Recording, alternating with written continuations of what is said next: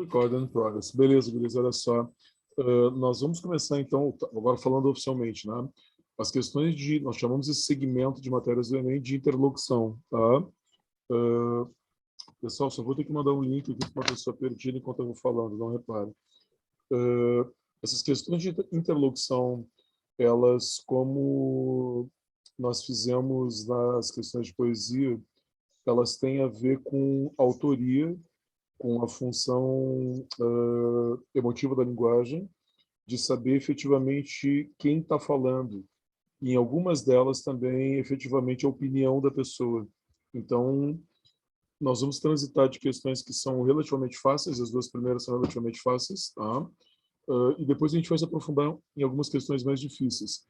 Como eu estava dizendo antes, eu tenho uma seleção de tudo que eu mandei, eu tenho uma seleção de 7 questões que são mais interessantes que eu pretendo fazer mais formalmente e na primeira, na largada, até lendo o texto mesmo. Se vocês quiserem outra questão, não tem problema, eu abdico das minhas para explicar as de vocês que são sempre mais importantes. Então agora a gente vai, agora eu vou conseguir fazer o share direitinho. Nós vamos até a página 15 do livro 2 do Prática de Provas, as questões do Enem, tá? E aqui, pessoal, eu quero ler esse texto como uma forma de vocês entenderem o que a gente vai fazer nas questões de hoje, tá?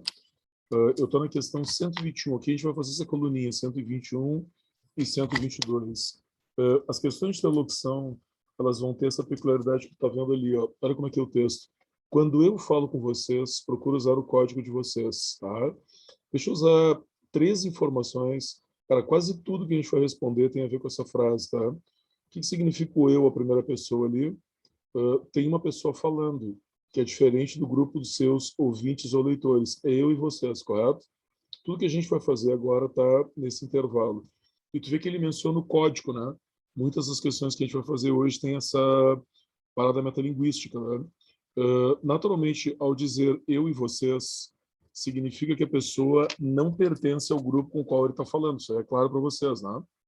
Então ele vai dizer, a figura do índio no Brasil de hoje não pode ser aquela de 500 anos atrás, do passado, que representa aquele primeiro contato. Da mesma forma que o Brasil de hoje não é o Brasil de ontem, tem 160 milhões de pessoas com diferentes sobrenomes. Vieram para cá asiáticos, europeus, africanos, todo mundo quer ser brasileiro.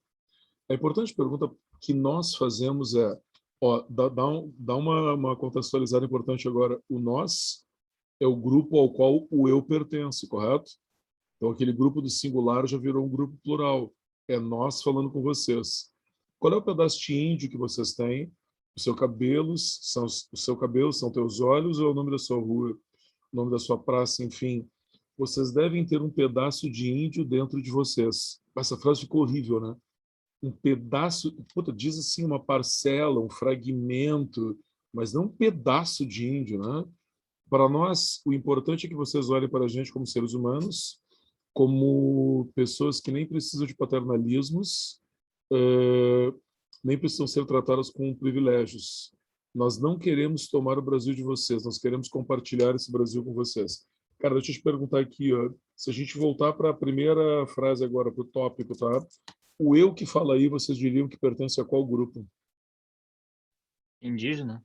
Claro, e muito bem falado, né, cara? Vocês estão ligados que hoje as comunidades indígenas preferem indígenas e não índios. Então, acho que é bem claro que o cara é indígena e fala com o resto do Brasil que não é indígena. É claro que tu não saberia, talvez, né, cara, porque tu não estuda essas coisas, Gabriel, mas aquele M. Terena que tá ali é um indígena. Aquele sobrenome ali é indígena, tá? E o Morim, que é o Edgar Morin, é um sociólogo branco. É um livro de dupla autoria, um indígena, um sociólogo indígena e um sociólogo branco, correto? E a única coisa que eu acho que ele podia ter escrito melhor, eu acho esse texto mal escrito, assim, para quem é sociólogo, sabe? Naquela penúltima linha, eu diria assim, ó, nós não queremos tomar o Brasil de vocês. O que ele poderia ter dito ali, Walter? Nós não queremos tomar o Brasil de volta, porque já foi dos índios, correto? Aí o índiozinho, é isso aí, o índiozinho não fez Carlos Luzardo, não botou a melhor coesão ali, entendeu? Está estudando Bolsa Indígena no ano que vem. Aí ele diz assim, ó, os procedimentos argumentativos utilizados no texto permitem interferir que o ouvinte leitor no qual o emissor foca o seu discurso pertence. Tá, então, olha só, eu quero saber quem é o ouvinte leitor. O emissor nós já sabemos quem é, correto? Seria ao mesmo grupo social do falante autor? Não, é absurdo, né? Senão ele não usaria dois pronomes diferentes. E está ligado? Tu acha isso aí fácil, mas quando a gente resolveu as questões de poesia com pronome é o mesmo raciocínio, ok? Há um grupo de brasileiros considerados como não índios. Cara, acaba sendo, por eliminação, vai ser a melhor resposta. Porque se eu definir que o nós é índio, o vocês não pode ser. Há um grupo étnico que representa a maioria europeia que vive no Brasil. Cara, olha só, não tem maioria europeia. Pode ser uma descendência europeia, mas nós não somos o país de imigração que os europeus chegaram agora. Há um grupo formado por estrangeiros que falam português. Cara, mas da onde ele tirou isso? São descendentes. Há um grupo social, ou há um grupo formado por estrangeiros que falam português, não. E há um grupo sociocultural formado por brasileiros naturalizados e imigrantes. Não, nada a ver, né? São descendentes, até os sobrenomes que a gente vê aí na nossa live aí, são descendentes de europeus, mas são brasileiros descendentes de europeus. Beleza? A levada é essa, hoje é essa, tá? Seja pelo pronome, seja pelo sentido, vê essa diferença. E eu queria colocar um negócio importante de interlocução no 122, tá? Essa é uma questão bem padrão do segmento que a gente está fazendo hoje. Quando o cara te perguntar assim, ó, na situação de comunicação da qual o texto foi retirado, a norma padrão da língua portuguesa é empregada com a finalidade de quê, tá? Vocês notam que a gente tem uma situação complexa aqui, tá? Tu tem um índio que escreveu um livro com um sociólogo que tem o sobrenome também de origem europeia, mas naturalmente ele teve que usar a língua padrão para fazer o livro, tá? Tá? Qual é o objetivo de usar a língua padrão? Letra A, demonstrar a clareza e complexidade da nossa língua materna. Cara, isso não tem nada a ver, né, Walter? Porque esse texto é metalinguístico, né? Não é o texto falando do texto, não é o texto falando sobre a língua. Situar os dois lados da interlocução em posições simétricas. Eu não sei se a gente entendeu bem essa letra B, tá? Quais são os dois lados da interlocução? Nós e vocês. Qual é a posição simétrica? Posição... De dois que falam a mesma língua? Tá mal escrito, né? Mas como a língua padrão é a única padrão, a posição simétrica aí é de entendimento, de leitura, né? Eu não acho que seja tão absurdo assim, entendeu? Porque a única variação de linguagem que me dá simetria, que todo mundo aprende igual, é a culta, né?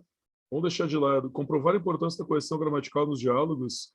Puta, essa aqui tá errada em si, porque diálogo é fala, não tem correção gramatical. Fala é coloquial. Mostrar como as línguas indígenas foram incorporadas à língua portuguesa. Pô, eu já tirei isso da cabeça de vocês, né? Não tem incorporação de língua.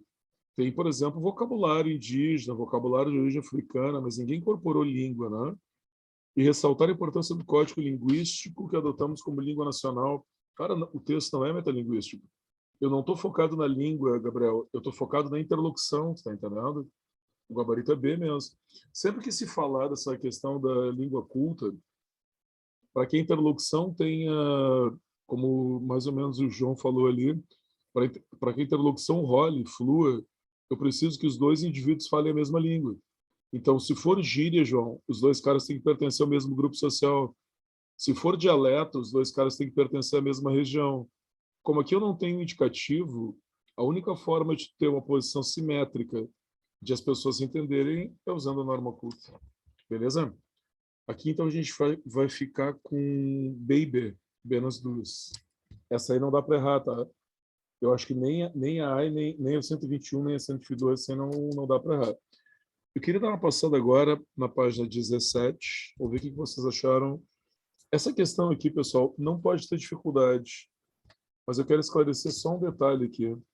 Essa questão tu mata, a 127 está à nossa direita aqui, tá? Vocês concordam? Essa questão de interlocução, como outra de poesia que eu vou te apresentar depois, tu mata aqui, né? Essa prova eu não consigo marcar porque é figura, não é um PDF. Quando o cara diz, senhor prefeito, deixa eu afastar vocês mais para cá. Senhor prefeito, junte-se a nós na luta contra a dengue. A sua participação é fundamental. Alguém lembra como é que é o gênero textual para dar sentido para essa questão, tá? Esse gênero textual aqui é o governo fazendo uma divulgação. Vocês lembram disso? Como é que a gente chama isso? Campanha? campanha de governo, tá? Mas ela tem um outro nome. Propaganda institucional. Propaganda ou publicidade institucional. Então, não, quem falou foi tu, Colombo? Sim, tô viva. Aí, Colombo, tá vivo.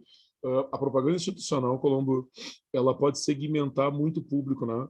Então, nesse caso, é o governo federal fazendo uma campanha de adesão dos prefeitos contra a dengue, correto? Então, não pode ter nenhuma estranheza, tá? O governo federal faz campanha para os governos estaduais, para os governos municipais, para deputados, vereadores e aí sucessivamente. Tu mata ali, não tem como. Então, nas alternativas da letra da 127, tá? Naturalmente tem que dar a letra C, porque eles vão dizer assim, na letra A, se dirige aos líderes comunitários, toda a população, combate a dengue. Não, é uma campanha dirigida aos prefeitos. Pessoal, por que na letra A da 127 eu não posso concordar com líderes comunitários?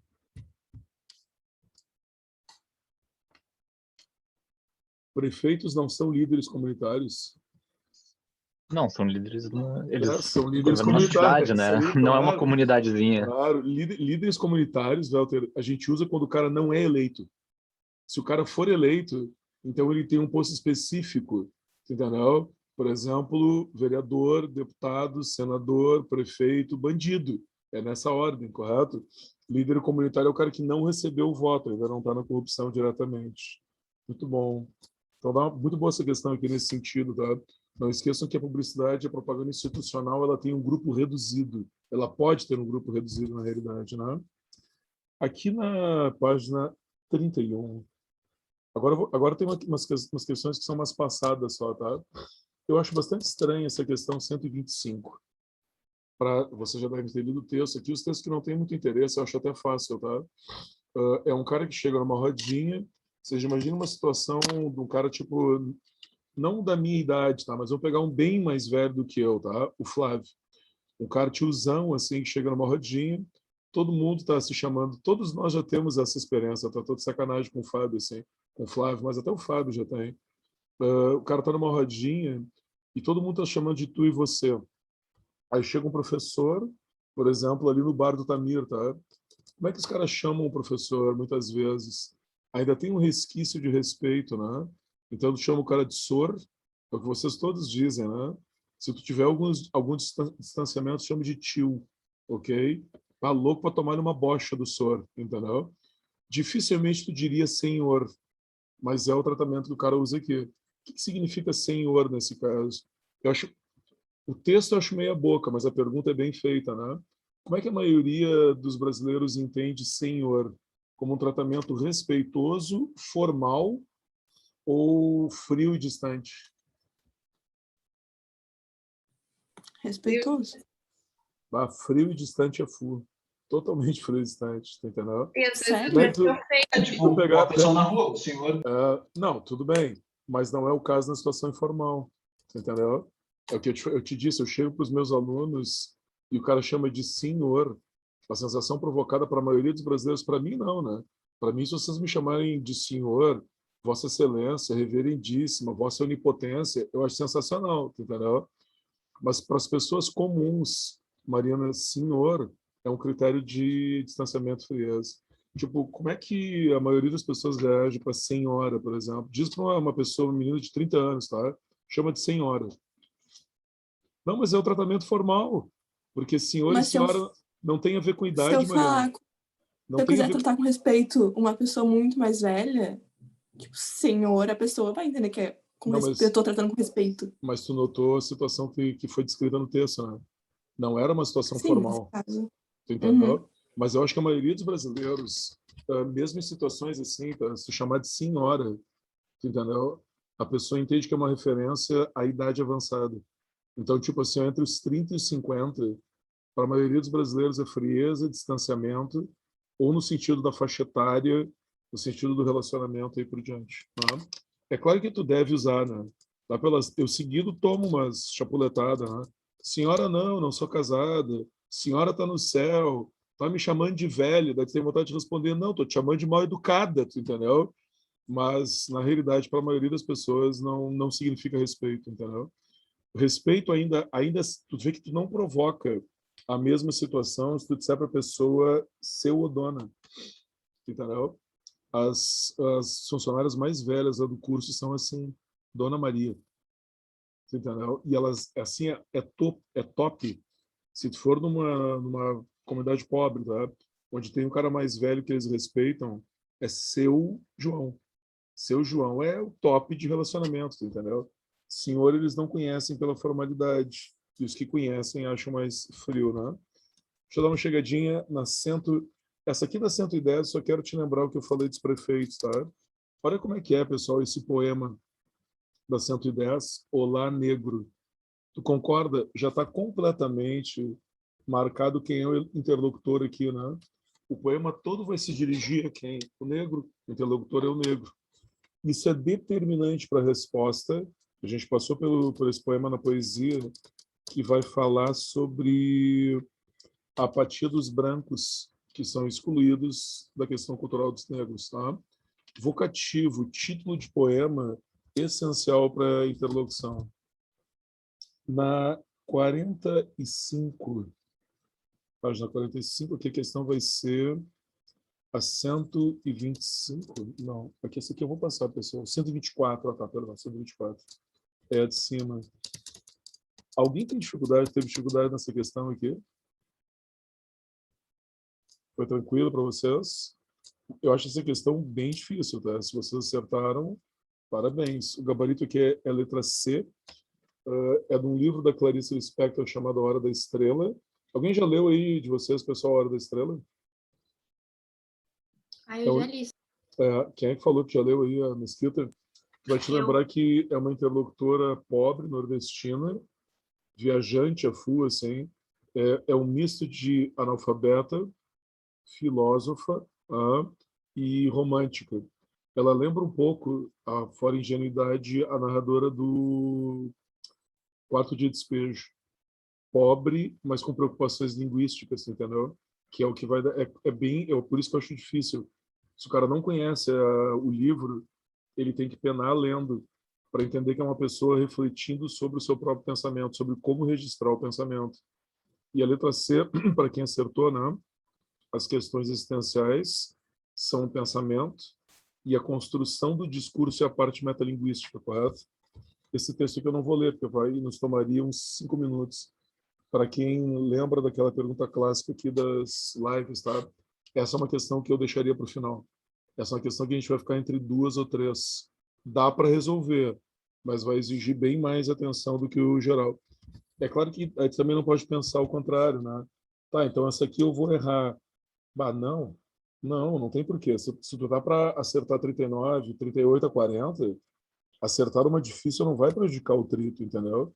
Vai prejudicar se tu estivesse fazendo 28, 29.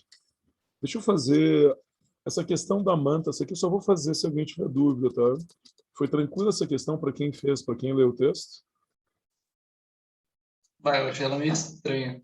É que ela menciona um costume que não é tradicional no Brasil, mas que todo mundo já viu nos filmes americanos, que são aquelas mantas que vão passando de família em família e as pessoas bordam uma história na manta. Então ela vai aumentando na passagem. Sabe aquelas mantas quadradinhas? Que na realidade nós chamamos de edredom, né? Entendeu? Então em cada retângulo do edredom se conta uma história que depois vai sendo renovada. Aí a manta representa uma memória da família, né? Mas aqui ficou sem graça do ponto de vista. Mais curiosa vai ser essa questão da página 52. Página 52, a questão embaixo 103. Agora eu vou trabalhar, pessoal, numa sequência algumas questões que têm problemas de pontos de vista, tá? Essa 103, a ideia dela qual é? Questionar que os brasileiros leem pouco, ok? Então, se tu não lê, essa é uma questão mediana, que as pessoas erram por não ler o texto até o final. Eu vou marcar aqui, eu consigo marcar porque já está no PDF, não está também. Não consigo marcar, mas consegue ver o cursor rodando aqui, né? Da primeira frase, há tempos, até o mas, ela concorda que tem uma crise de leitura. A partir do mas, ela diz que de um tempo para cá, pesquisas acadêmicas vêm dizendo que talvez não seja exatamente assim. Então tem um contraponto interessante em que agora vem a questão da interlocução, opinião, formação do ponto de vista, tá? a autora concorda que existe um discurso sobre um consenso, lembra daquela expressão senso comum, sobre a crise de leitura. Mas do mais para diante, ela diz que não é bem assim. Termina numa dúvida, talvez nós estejamos enganados, correto? Mas o contraponto é claro bem no meio do texto com o mas, o que vai me dar o gabarito, se alguém teve uma surpresa nessa questão, da letra D. Cara, a letra D é perfeitinha para fazer essa resposta. Questiona a existência de uma crise na leitura. Ela só questiona, ela não diz que não tenha crise, mas ela diz que talvez seja improvável apenas, né? Beleza. Muito bem. Então vamos agora eu quero fazer as questões, deixa eu ver se eu já vou entrar numa mais casca agora, que é a página 69, 111, debaixo daquela terrível questão ali dos arcos, né? Está um pouquinho mais para cima. Essa questão é simples. Essa questão queria reforçar duas coisas, tá? Alguém teve dificuldade nessa questão sobre o Ateneu? O texto aqui está sendo narrado em primeira pessoa pelo protagonista do Ateneu. Alguém já leu o Ateneu? Putz, eu quero chegar um dia numa live que vocês tenham lido alguma coisa, entendeu? Mas então torna-se mais útil, Mesquita, essa situação, tá? O Enem sabe que vocês não leram. Não sou só eu que sei que vocês não leram, tá? Que devem ter lido só um resumo e por diante. O Enem também sabe. Então ele tem que te dar uma referência interna. O Enem também conta, né, que algum dia na vida, talvez você tenha assistido uma aula de literatura sobre o Ateneu. E vocês lembram da peculiaridade do fundador, dono e o pedagogo do Ateneu, né? Então, o que vai me dar como questão aqui, que é a ideologia mercantil da educação. Para quem leu esse texto, tem um contraponto, Walter, bem interessante ali, que é a concordância da família e a discordância dos alunos em relação ao Ateneu. Tipo, as famílias cedem à publicidade e as crianças sofrem no Ateneu, correto? A ideologia mercantil está marcada aí. A referência, Claro lembra que eu desse... cheguei a ler o livro pro colégio, mas eu não me lembrei na hora que eu fiz a questão. Pois é, e tu vê, né, cara, os livros de literatura, esses livros obrigatórios, assim, simplesmente desaparecem da nossa memória, né? Muitas vezes tu não lembra muito ou não faz relação, né? Para acelerar um pouquinho... Oi. Essa questão do Ateneu, eu nem li o texto para fazer, porque, tipo, é uma Aham. coisa de literatura que eles sempre dão, assim, né? E se tu olhar as alternativas, a única possível do Ateneu é aquela ali, né? Aí, não sei se tu te lembra, nós já fizemos outras questões assim do Machado e tal. Tu te valeu de uma referência externa, ponto positivo para ti, entendeu? Não sei se tu te lembra que numa outra live nós fizemos isso. Tu nem sabe que isso vai acontecer, tu entendeu? Da mesma forma, por exemplo, tu vai ganhar tempo nessa questão, talvez tu perca nos autores que tu não leu. Então, a justiça para mim é isso aí. Aí tu vai me dizer assim, ó, vai, se eu li quase todos. Cara, sorte tua, azar dos outros, tá entendendo? Aí significa que tu estudou, aí a vantagem vai ser tua, correto? Para nós, mas isso é incomum, tá?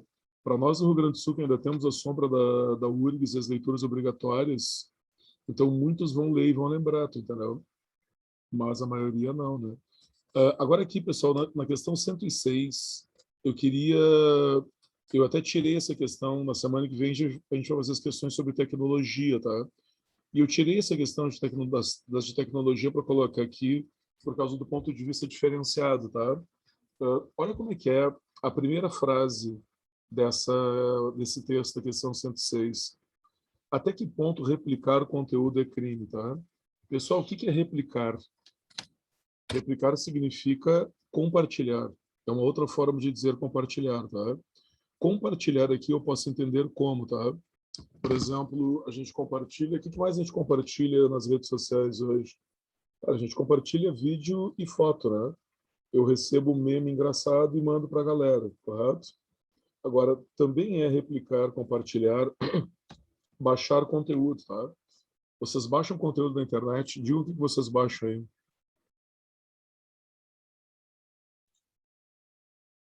Livros. PDF, livro. Hoje em dia, tu vê como é que é, né, Beatriz? A minha geração era mais pirata que a de vocês. A gente baixava filme. Cara, deixava o computador ligado 2 dias para baixar uma série, tu entendeu? Baixava música. Eu ainda posso ser preso por isso. Eu ainda tenho dezenas de arquivos aqui em MP3 de LPs raros que eu baixei e por diante. Hoje, os streaming substituíram a pirataria, né? Então, hoje ninguém mais baixa música. Tu vai ali no Spotify e ouve o que tu quer. Tu vai na Netflix. Isso não tá certo. Semana que vem eu vou desmentir. Não é bem o que tu quer, né? É o que a Netflix oferece. É o que a Amazon oferece, que a Globoplay oferece, que não é tudo. Na internet tem tudo ou não? Na internet tem, no Netflix não. Você está entendendo? São duas coisas diferentes. Mas nesse caso aqui, o cara faz uma referência um pouco diferente, tá? Hoje em dia, tu também pode considerar pirataria, aliás, não é mais pirataria, né? Mas tu também pode considerar replicar conteúdo uma forma de divulgar trabalho. Por exemplo, assim, ó, é comum.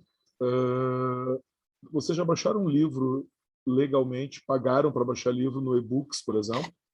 Tu tá folheando e-books ali, Mesquita, aí tu te interessa num livro, tá? Aí o e-books te oferece assim, ó, baixar ou ver uma parte.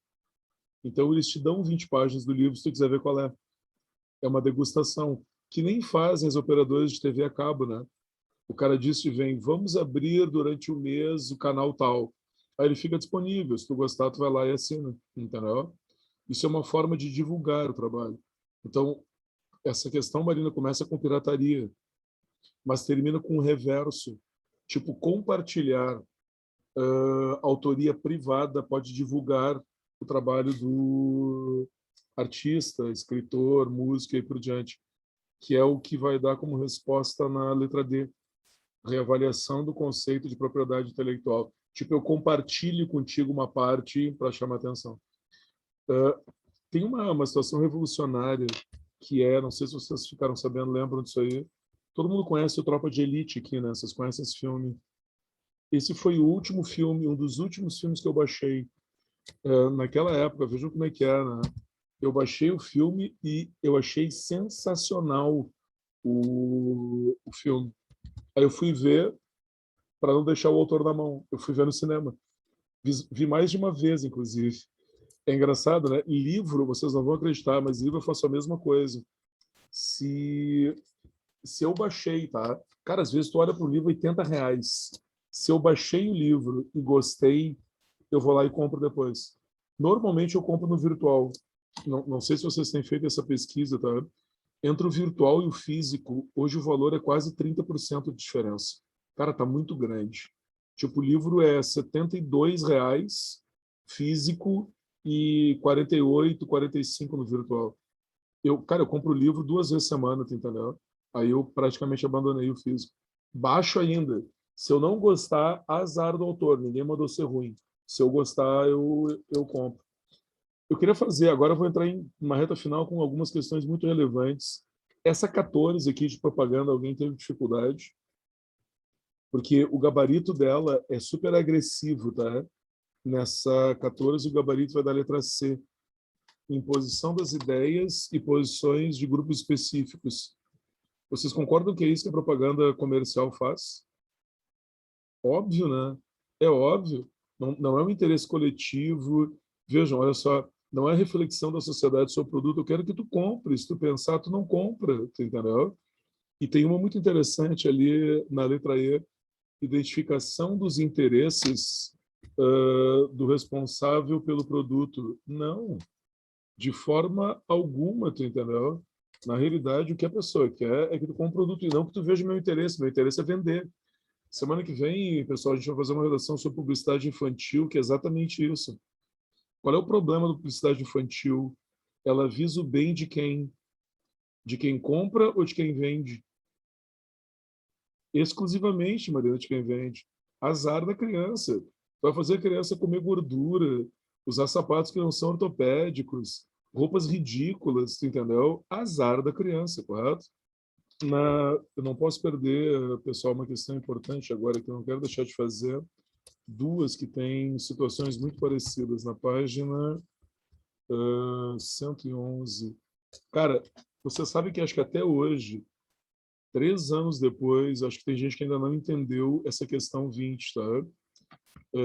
Vocês lembram que essa questão foi uma das primeiras participações do Bolsonaro sobre o Enem? Porque ele reclamou que caiu uma questão de uma vovó lésbica. Então, pessoal, a gente não pode perder para o Bolsonaro, porque o Bolsonaro entendeu a questão. Vocês estão ligados com o gabarito dessa questão 20, é a letra B, silêncio em nome do equilíbrio familiar. Daí eu preciso que tu entenda o seguinte, olha só, por isso que eu peço para vocês lerem, para a gente não tomar tanto tempo, né? A menina que é citada no texto aqui, que é... eu me esqueci o nome dela. Acho que até não aparece o nome dela, é a narradora, né? Ela tem um relacionamento, correto? Com outra menina. E ela não revela o relacionamento porque ela descobre que a avó dela, que beija a tia Carolina, também é lésbica. Então, ela protege o segredo dela em função da avó. Por isso que o gabarito é silêncio em nome do equilíbrio familiar, correto? Ela não admite para que a avó também não admita que seja lésbica, correto? Então, na realidade, o temor maior é pela avó e não por ela mesma. Por isso que essa questão ficou conhecida como a questãozinha da vovó lésbica, né? Que é flagrada beijando a tia Carolina. Cara, é lesbianismo e incesto. Então, realmente, o Bolsonaro teve as suas razões. Difícil dar razão para o Bolsonaro, mas aqui eu acho que ele nem exagerou um pouquinho.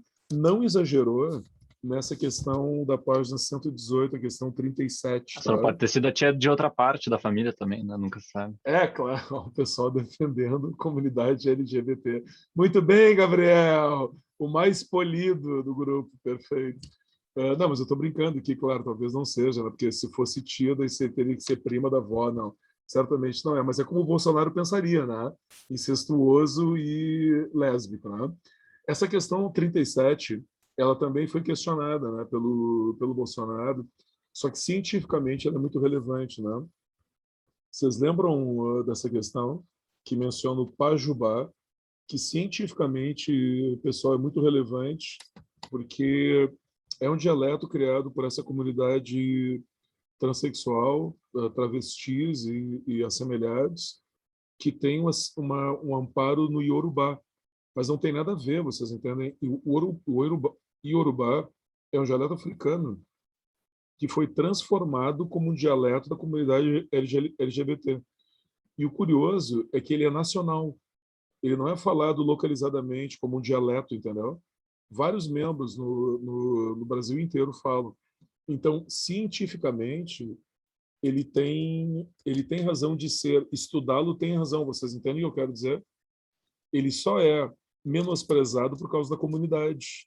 E o gabarito que vai dar nessa questão, que é a letra C, ser consolidado por objetos formais de registro, significa o quê?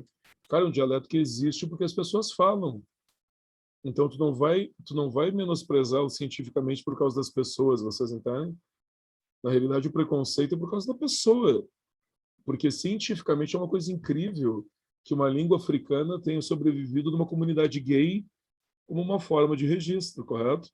As pessoas têm uma vontade com o Pajubá porque são pessoas alternativas que falam. Beleza? O ponto de vista que era bem interessante. E eu ainda quero mostrar a última questão na página 137. Eu acho que até tinha 135, perdão. Questão 42 na página 135, que é uma questão também, olha bem como é que é o enunciado, tá? Como estratégia de progressão do texto, o autor estimula uma interlocução com o público. Só para lembrar que aquilo que cai na URGS também pode cair aqui, né? Todo mundo lembra o que é pergunta retórica, né? Pergunta retórica é aquela situação em que tu faz uma pergunta que a resposta é óbvia, com o objetivo apenas de manutenção do diálogo. Essa é uma das formas de marca de interlocução. Muitas vezes é associado a um ponto de vista comum. Vocês entendem? Por exemplo, assim, ninguém aguenta mais isso, né? Ó, eu uso uma terceira pessoa. Ninguém aguenta mais. Mas, na realidade, o que eu quero dizer? Nós não aguentamos mais. Beleza? Tranquilo? O desempenho médio nessas questões aí, pessoal, cara, tem que ser um negócio tipo 70%, 80%, correto? Talvez uma ou duas dessa seleção pudessem ser realmente difíceis a ponto de a gente poder desprezá-las pelo tri. A maioria, nesse caso, é médio-médio, tá? Na semana que vem, vocês vão receber essa seleção antecipadamente também, sexta ou sábado, tá? A gente vai mapear tudo que o Enem pergunta de tecnologia. Eu não vou fazer todas as questões, mas vou fazer todas as ênfases. E vai ser bem diferente, porque daí a pergunta vai ser sobre e-mail, Twitter, rede social, Facebook e as variações de perguntas que elas oferecem. Então, nós vamos fazer tipo 10 questões, mas eu vou aproveitar para perguntar o que já caiu de e-mail e o que pode cair, correto? O que já caiu de rede social e qual é a tendência diferente? Por exemplo, diga uma rede social aí, pessoal, que nunca caiu e que está caindo de uma dura para cair. TikTok? Rede social em que eu já vi vocês fazendo dancinha. Eu entrei no TikTok nessa semana para ver aulas. Eu tenho um amigo que está vivendo de dar aulas no TikTok. Eu fui ver a experiência dele, sabe? Daí acabei baixando o TikTok. Já passei por algumas experiências lamentáveis de ver alguns de vocês fazendo dancinhas. O TikTok alcançou essa semana, ontem, não sei se vocês receberam a notificação, 1 bilhão de usuários. E naturalmente já é a segunda maior rede social do mundo, perdendo só para o Facebook. Eu acho que tem chance do TikTok passar o Facebook, porque a relação tempo de existência e número de usuários, não, o TikTok patrolou, né? O Facebook levou 10 anos para ter 1 bilhão e o TikTok levou meia dúzia, né? Meia dúzia nem isso, 3 ou 4. Então a gente vai fazer uma projeção. Beleza? Então tá, pessoal. Boa noite para vocês. Muito obrigado pela simpática presença. E valeu, Jorge, pela estreia. Até a próxima. Se perguntarem, ficou gravado, tá? Algumas eu me esqueci, mas essa aí para a galera que precisar estar gravado. Valeu, um abraço. Tchau, tchau. Tchau, Soro. Boa noite. Tchau, Valeu. Soro. Valeu, Sora. Tchau, Júlia. Tchau, tchau, Fernando. Tchau. Tchau, tchau, tchau, tchau, tchau. Valeu.